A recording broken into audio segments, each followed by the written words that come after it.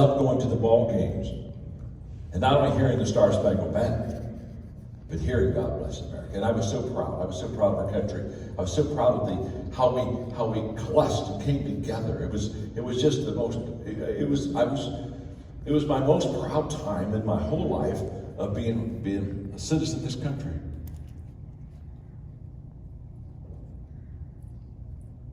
We're not joining hands now. Who could have thought that we would have fallen so fast? We're flipping people off, and we're clenching our fist. You see, isn't it interesting, when somebody outside attacked us, we came together. But we are so dysfunctional, that we can't keep ourselves together. We no longer build bridges, we build walls. Our mode of operation as leaders is not to bring people together, but to divide people. You see, great leaders, they divide their enemies and they unite their friends. We do the exact opposite. We unite our enemies and we divide our friends. One word: pathetic. When people ask me what I'm experiencing personally as a leader, I just say, I'm just leadership sad. I'm just as sad as I can be.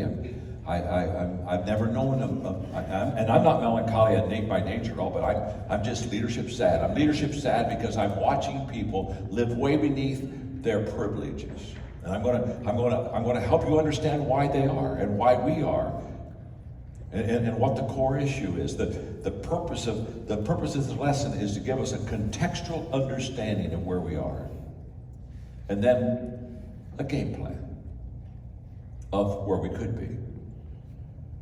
But leaders see more than others see, and they see before others see, and nothing's more pathetic than leaders not doing those two things. And I can promise you, I'm leadership sad, because the leaders that I'm watching, they don't see more and they don't see before.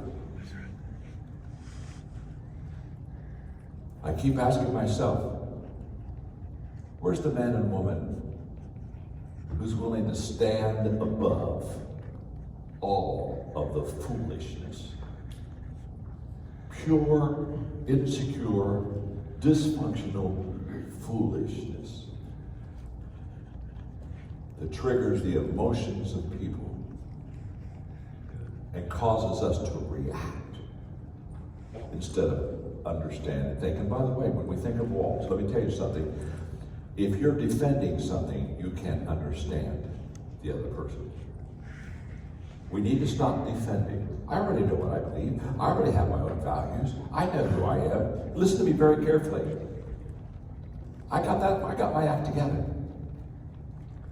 I don't change just because everybody else has changed. I know who I am. But let me tell you something. If I defend who I am, I never can understand who you are. We major in defense today.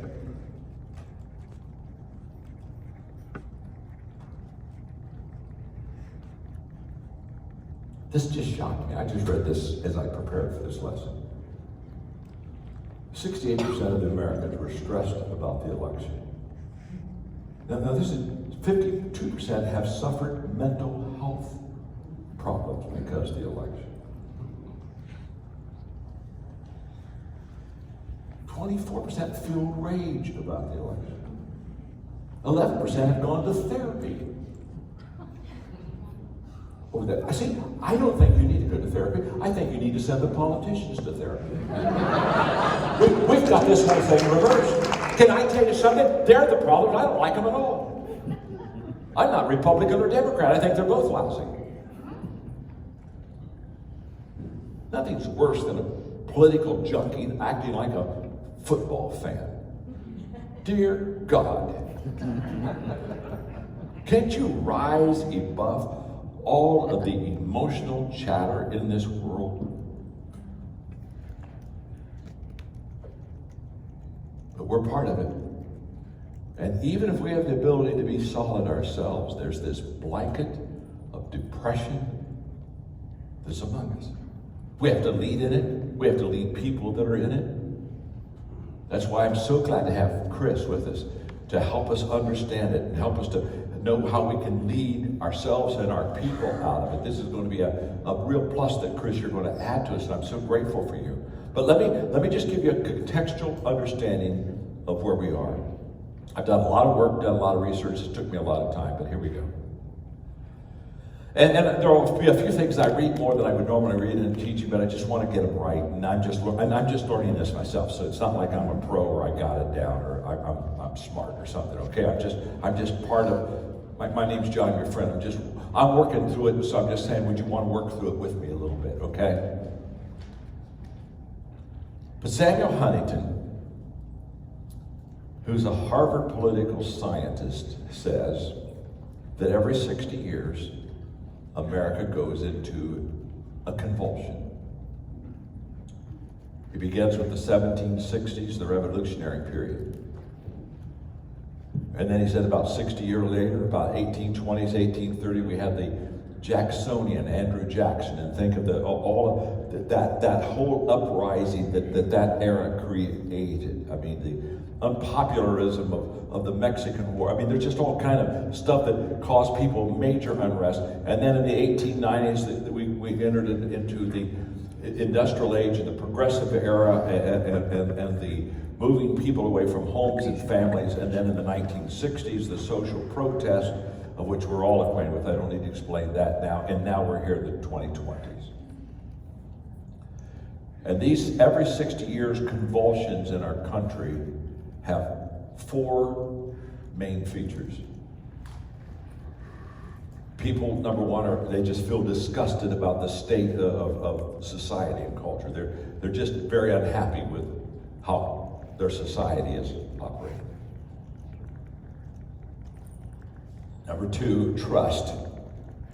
Trust plummets, especially in any accepted institutions. Trust begins just to kind of, plummet, go down. Thirdly, moral indignation. It begins to be widespread. People just begin to rise up and say, well, this is wrong. This shouldn't be. This couldn't be. This can't be. You got to be kidding me. And fourth, contempt for established power begins to be intense. There needs to be an uprising among the people. Now, I give you that context and perspective because this is not the first time America's been in trouble. About every 60 years, we have this. And I remember when COVID hit. I just got back from Israel with my last group of donors, and about 2 days later, Simon Sinek called me and he said, "John, let's talk." So we had about 2 or 3 long conversations over the next week, and we were just talking each other through it, the whole process. And one of the things that Simon continually said, which I completely agreed with, was he said, what amazes me is how we think that America's never gone through something like this before. And of course, he was comparing COVID-19 again to 100 years ago, the Spanish, flu, which again, there's absolutely no comparison. They're not even in the same picture. This is a gnat. That was an elephant. 1 out of 6 people in the world had the Spanish flu. They had at times 1 million people die a day with the Spanish flu. Hello, okay. But now here's what I want to address. But whenever we're in a crisis or a dark period of time, the tendency for people that are not mature is to always think this is the worst time that the world's ever been in. In other words, everything goes to hell in a dysfunctional mind. Everything. Oh my gosh, it's never been like this. We've never seen this in the darkest days. And again, why I'm giving you context where we are in 2020 is these are very dark days. This is not a good time, no question about it. But it's not the only bad time that we've ever had. Now, immaturity. Let me define the difference between immaturity and maturity. Immaturity. A person is immature when they have a perspective that is only their own. That's immaturity. You just show me an immature person and everything they look at is from their personal perspective. It's not from your perspective. It's not from anyone else's perspective. So whenever I see an immature person, child, it's all about me. An adult, it's all about me. So an immature person, the only grid they have in life is my perspective and how it affects me. And if it affects me bad, then everything's wrong. Maturity is exactly the opposite. A maturity is a perspective from a collective viewpoint. I love sports. I hate fans. They're pure idiots. Honest to God, I have been at ball games before where I would pay for the psychological testing. I mean, I love how a fan could be 100 yards away from the play and complain about a referee decision who's right there. But when I look at them, and I just look at them and I just think, it's okay. This is their outlet. This, it beats getting drunk. But a fan, you can't reason with a fan. You can't talk to a fan. You could just get stupid with a fan. Fans congregate to share stupidity. My name's John, I'm your friend. America has become fans. And all we can see is our perspective and our point of view. And let me tell you something. If you're a leader and you can only see things from your perspective, you are, listen to me, you're pathetic. You're pathetic. God help any country that has a leader can see things only from their perspective. As if you are always right and they are always wrong. That's the height of arrogance. A democracy doesn't work in a partisan political world. Just go to a dictatorship. It doesn't work. The only way it works is when you have crossover and you have interaction and you have value for each other and you have appreciation and understanding that there's something that they have from their background experience that you could learn from them and they could learn from you. So we now as leaders build walls and no bridges. Go with me to 1991. This was a wonderful time in our world. 1991, think of Mikhail Gorbachev, think of Perestroika, think of the Soviet Union. I was kind of amazed. In 1992, I was invited by the Communist Party to come to the Kremlin, and I spoke at the Communist Palace to 5,000 communist leaders. I don't tell this story. And they wanted me to talk to them about leadership in a free world.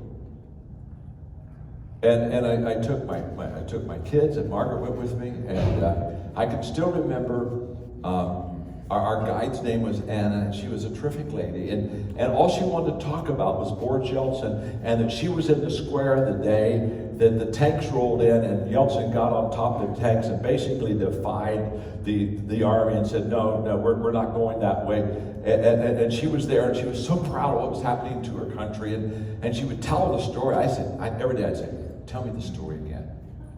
And she'd tell me the story and just cry and how wonderful it was, and we're going to be free like you. And it was just it was an amazing experience. And I would sit in the communist, they kept me in the communist hotel right across from the Kremlin, and they gave me a wonderful room. And the windowsill was probably 5 feet wide, and you could look out across and see the Kremlin, the ruby, the whole deal. And I'd sit there with my kids at night, and we'd look at that Soviet Union flag, and I'd say, kids, within the next couple of weeks, that flag's coming down. The Soviet Union will no longer be. And when you go back to 1991, it was an incredible time in our world. It was a time of communism was falling, apartheid was ending, the Arab-Israeli dispute was calming down, Europe was unifying, China was prospering, racial wealth gap had begun to narrow, and all the great systems of society, capitalism, democracy, pluralism, diversity, globalization, they were all winning. And America was the model. I can still remember George W. saying, it won't be long till every country will be a democracy. Three things emerged out of 1991. Convergence, a beautiful thing. Walls were coming down. Democracy, America was champion. And hang on, hang on. Number three, individualism. Society flourished, they felt, when individuals were liberated from the shackles of society, from the shackles of the state. Freedom to be truly themselves and not like anyone else. So let's talk about that for a moment. In 2001, Alan Wolf wrote a book called Moral Freedom. And in this, he said that moral freedom is a belief that life is best when each individual finds his or her own morality and his or her own identity. And there were assumptions with moral freedom. You're doing good. Thank you for just listening. You're hanging with me so good. Gosh, you're really hanging big with me. Thank you.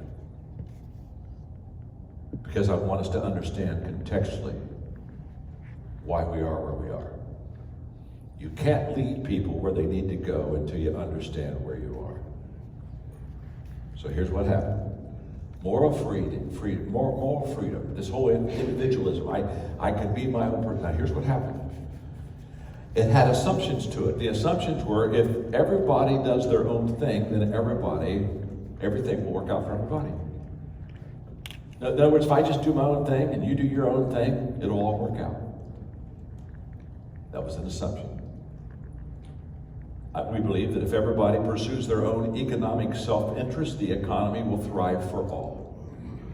That if you just let everybody just figure out what the economic limits in their life are, that everybody will win out of it. We didn't realize, we didn't take in the assumption in moral freedom is that we have values, folks. That we have values. There's an assumption, huge miss. We didn't assume that people, when they did well, would become greedy.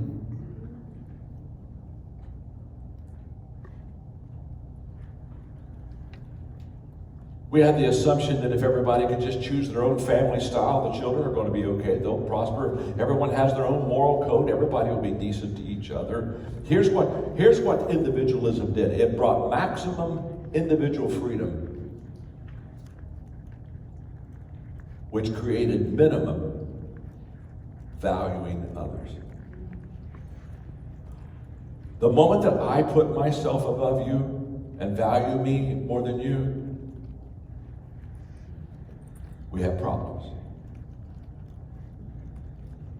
And the problem will be, don't miss this, because this is where I'm going to dwell for the next 7 minutes. The problem is this. The moment that I value my freedom and I value me more than I value you, the core of what makes any society strong begins to loosen. The word you're going to hear me talk about for the next few minutes is trust.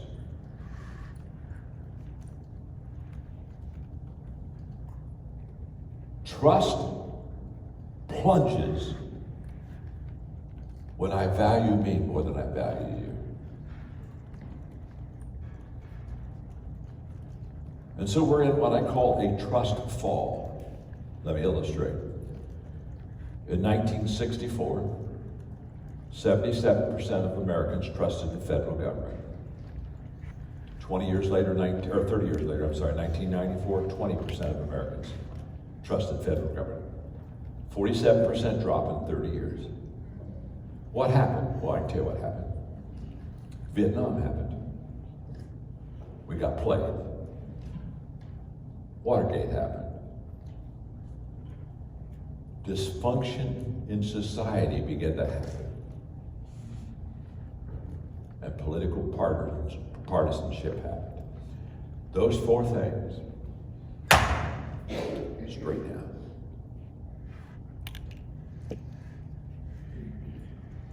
Vietnam causes us to question what the government did and said to us. Watergate caused us to question the person that's going to be the leader of the country. Dysfunction, the core of a dysfunctional relationship is a lack of trust. That's the core of it. And then you put that with political partnership, which now I value me more than I value you. So therefore, my opinions are more important than yours. And so therefore, I don't have to listen to you anymore. And all of a sudden, we began to tilt it. And the lowering of trust started with institutions. But here's where you got to understand. It doesn't end there. It started with institutions, but now it's with each other.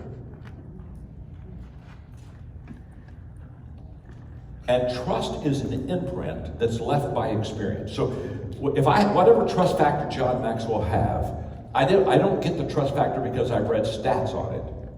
I get the trust factor, whatever it is, high or low, it doesn't matter, based upon what I have personally experienced. So if I've personally experienced a culture of trust, I have natural trust for other people. If I've experienced a culture of lacking trust, I have a distrust for others. Trust is based on experience. It's not based on statistic. It isn't based even on what I would call a distorted perception. It's the ratio literally between the number of people who betrayed me versus the number of people that were with me or honest to me or faithful to me. And trust levels are the reflection of the moral condition of any nation or any group of people. If you want to see how healthy a group of people is, you always go with one question: what is the trust factor? In my traveling internationally, I can tell you the countries that are the countries that do not do well, there is a very low trust factor among each other, among government, among everything else. Because here's what happens: trust determines behavior.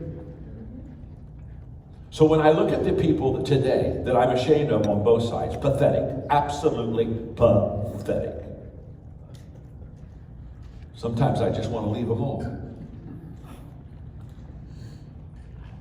And when I look at that, I realize the behavior is a result of a lack of trust.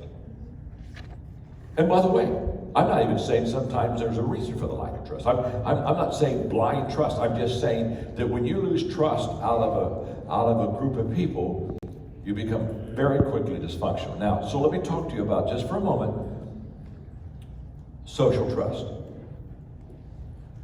Social trust is the confidence that other people will do what they ought to do.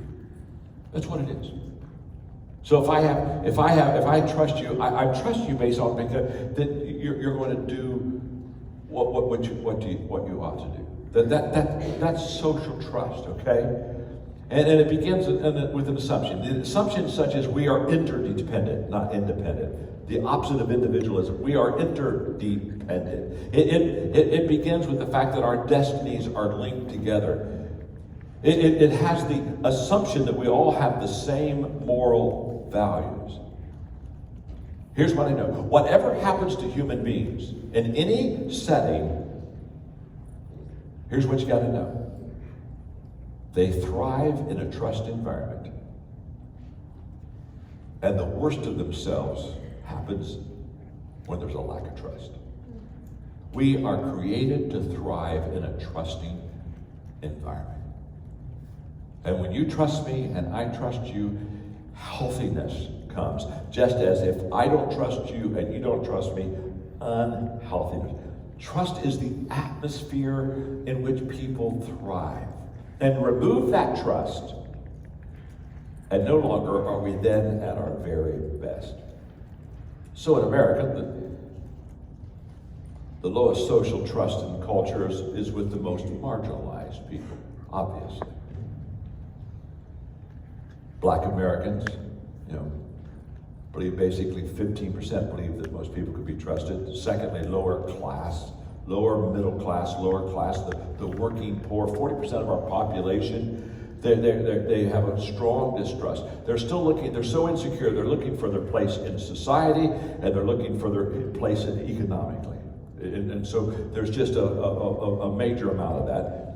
But the one that greatly concerns me, they all concern me, so that was a little flippant. I should not have said that. They're all concerning. But the one that concerns me is the millennials, the young ones. 10% of millennials believe that most people can be trusted. 10%. 71% of millennials believe that people will take advantage of you if they get a chance. Okay. Let's go to this moral freedom for a moment. Let's go to this individualism, because this is the root of our issue. We were never meant to be alone, and we were never meant to value ourselves over others.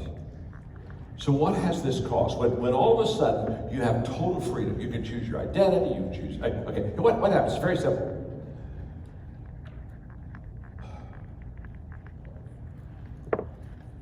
Values and behavior are shaped in a secure environment. And moral freedom creates insecurity. Hang with me right now. Here we go. I'm going to read this. All traits that were once assigned to you by your community, your family, you now must determine on your own. Your identity, your morality, your gender, your vocation, your purpose, and the place of your belonging. Self-creation becomes a major anxiety-inducing act of young adulthood. I'll read it one more time. All the traits that you were once assigned to you by your community, you must now determine on your own. Your identity, your morality, your gender, your vocation, your purpose, and the place of your belonging. Self-creation becomes a major anxiety-inducing act of young adulthood. So what happens with people who are trying to get their own identity? Social media. Where do we seek validation? How many likes I get? Now, this is what people tell me. You have to understand, I don't know this personally. I don't do social media. I didn't even know what a like was until somebody told me what a like was. Because I never thought that you liking me or not liking me had anything to do with me. In fact, I've always kind of been thrilled at people who didn't like me. Always kind of kept it as a badge of honor. Well, thank you very much. I think now I'll go out and eat my dessert. Look at me. Do you think I care? My name is John and I'm your friend because I know how I can be your friend. I can be your friend because I don't need you to validate who I am.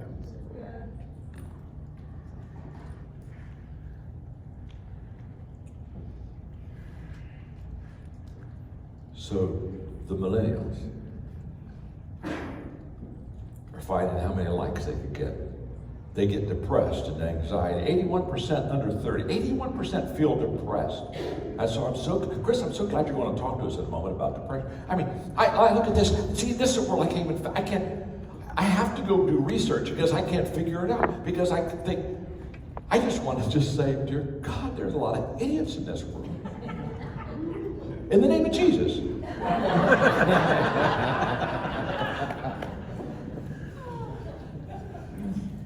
So when I see wacky behavior, I look at it and I just say, oh my God. They had too much buttermilk and onions before we went to bed last night. Something happened. In a high-trust culture, when you have a high-trust culture, here's what society asks when there's a problem. What can we do? In a high-trust culture, people get involved. What can we do? In a high-trust culture, oh my gosh, this is what we wanted. What can I do? What can I do? In a low-trust culture, the reaction is totally opposite. The low-trust culture, you know what they do? They look at it and say, you failed us. You messed me up. I'm telling you, I'm in bad shape because of you. You're the problem. Dear God, we need to get rid of you. In a low trust culture, we become victims. I mean, just think of John Kennedy in 1961 when he said, "Ask not what your country can do for you, but ask what you can do for your country." And the Peace Corps and Man on the Moon and all the good stuff that happened in this country. I mean, just think about that. I mean, just think he'd get booed off the stage if he said that today. What do you mean, ask what I can do for my country? What have you done for? I mean, it's a whole different mindset. So, okay, you guys all know this guy, and I know this guy visually, but I can't pronounce his name. He's from France, and it's Alexis de Tocqueville. And that is not the way you pronounce his name. It's not Tocqueville. I know that, and I'm not ashamed to tell you I know that, and I'm not ashamed to tell you I don't know how to pronounce it right, and it doesn't matter.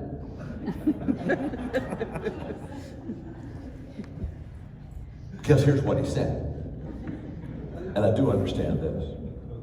Remember, he wrote the book in 1835, Democracy in America. He came to America and he said, what makes America different than other countries? Okay, now you know who the guy is, don't you? In fact, who's smart in here? How do you pronounce his name? Who? It's what?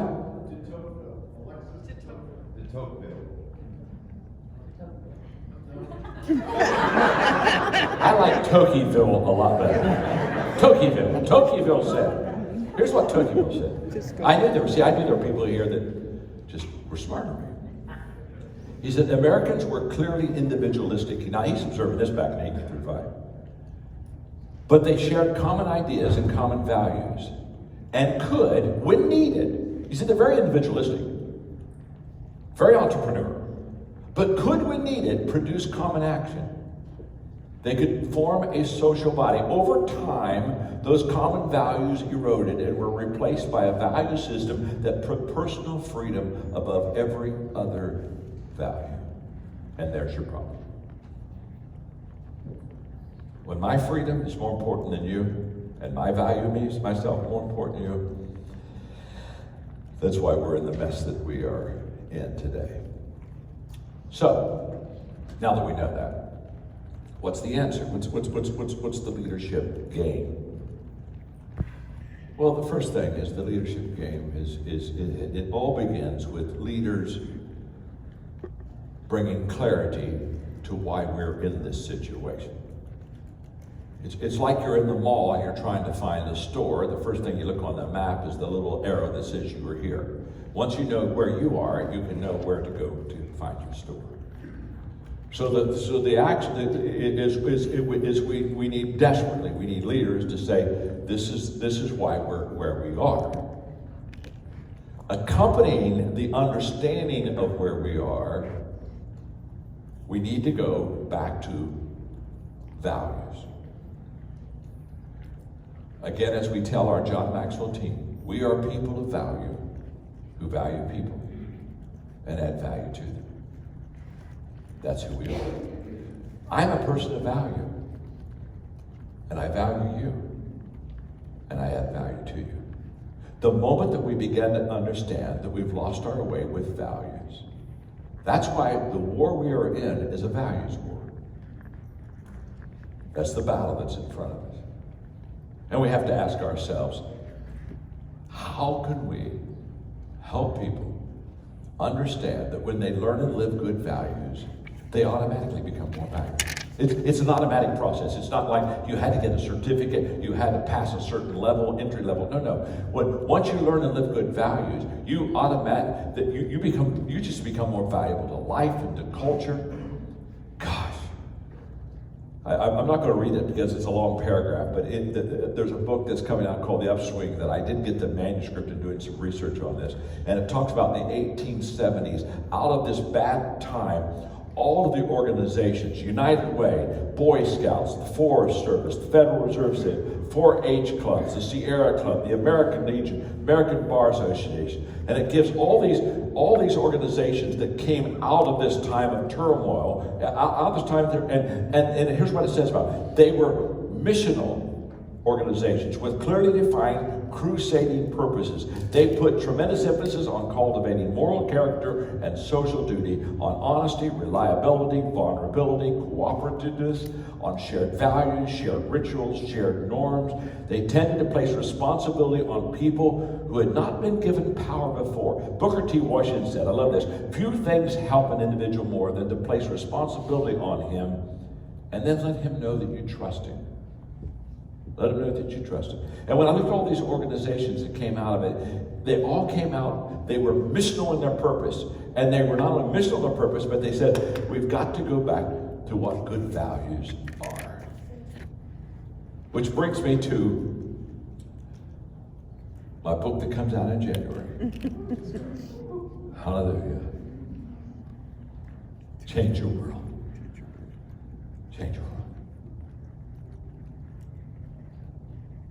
I was born to write that book. Change your world. Just a very simple thesis. When people learn and live good values, when they learn and when they live good values, and when they value people, they come alongside and they value each other, then together they create a values culture. And that's what we're going to try to do. This morning when I was looking at this, I'm about ready to wrap up and I'm about ready to get Chris up here. This morning when I was going through this little teaching that I was doing contextually to kind of help us understand where we are, and I thought about the trust factor. I went back and I looked at the 25 transformational values that we teach. By the way, I'll take my first major out the country trip next Wednesday. And I'll fly with just a few of the team to Guatemala. And for 2 days, I'll be with the president. I'll address Congress. I'll be with the Supreme Court. I will be with Pepsi-Cola and the other big company that are the two biggest companies in Guatemala. I'll have personal time with the cabinet members, all talking about values and what we're doing. In Guatemala now, we have 1 million people in round tables, folks. 1 million people.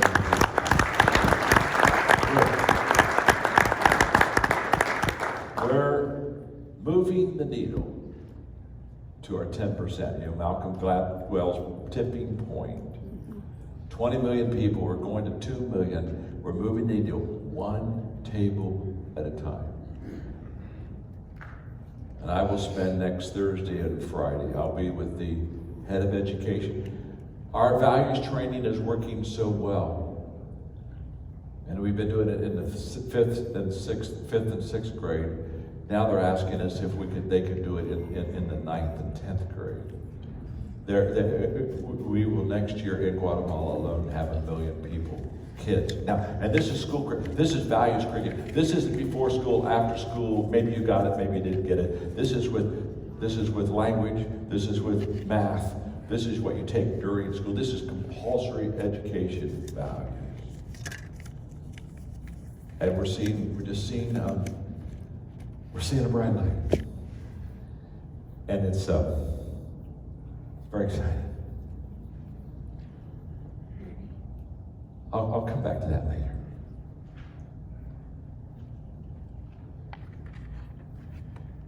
It's just a real joy to be with friends and share your heart and just lay it out on a table and say to you that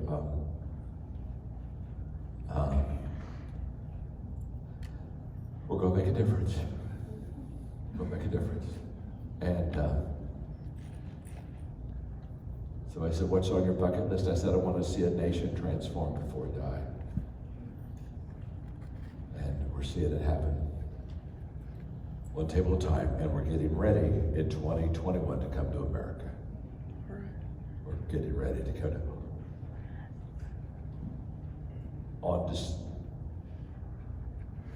what's the date when I'm doing the training?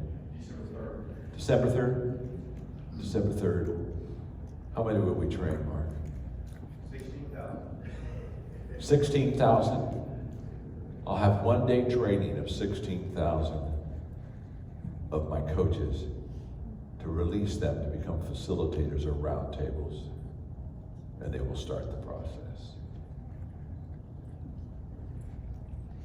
And then I'm coming after you. I'm coming after every person I can find. If you're a pastor, what could you do better than to get your people in values round tables?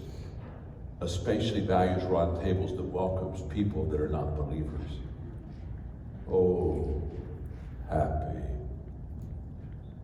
day.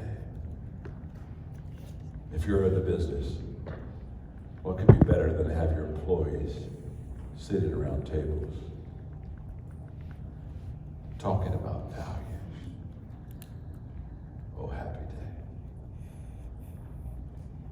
So I just wanted to do this lesson because I wanted you to kind of see, I think, where we are, but I think that there's light at the end of the tunnel. And I'm leadership sad, but I'm not leadership hopeless. I'm filled with leadership hope. I'm just leadership sad. Leadership sad says I recognize where I am and where we are. Leadership full of hope recognizes where we can be. And so many of you in this room have, with your hands and with your pocketbooks, you've helped us. Incredible, ridiculous, off the charts. And I'm very grateful for that. Chris Hodges